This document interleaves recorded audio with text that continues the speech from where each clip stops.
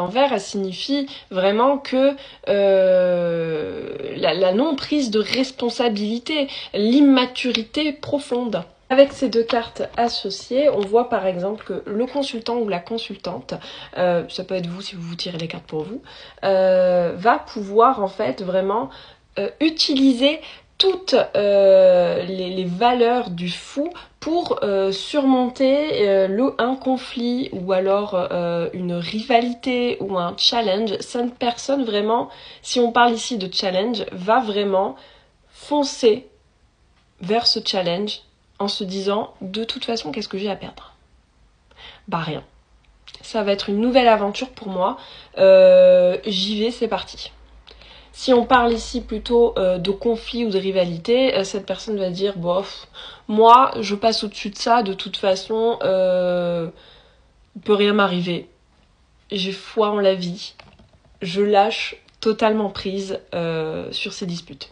D'ailleurs, si vous n'arrivez pas à interpréter une association de cartes que vous avez eue dans un tirage précédent et que vous vous posez la question, n'hésitez pas à me les demander en commentaire. Interprétation numéro 2, avec cette fois-ci le fou à l'envers. Nous avons c'est que des bâtons, j'ai pas fait exprès, en plus c'est la carte juste avant, c'est le 4 de bâton, j'ai vraiment pas fait exprès, je vous jure.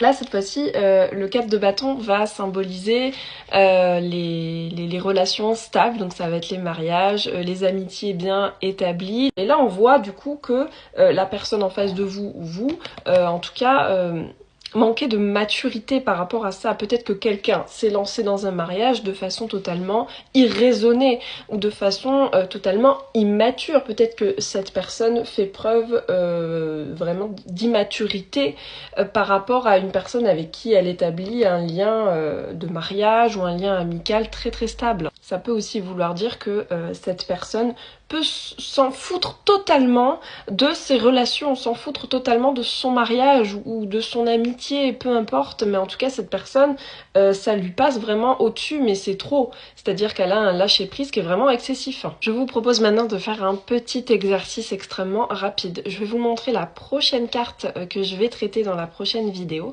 et vous allez me donner 3 mots qui pour vous caractérise l'énergie de cette carte. La voici, elle s'appelle le magicien. Elle porte le chiffre 1. Je vous laisse l'observer amplement. Vous ferez pause si vous le désirez. Écrivez-moi en 3 mots ce que cette carte vous montre ou vous fait ressentir.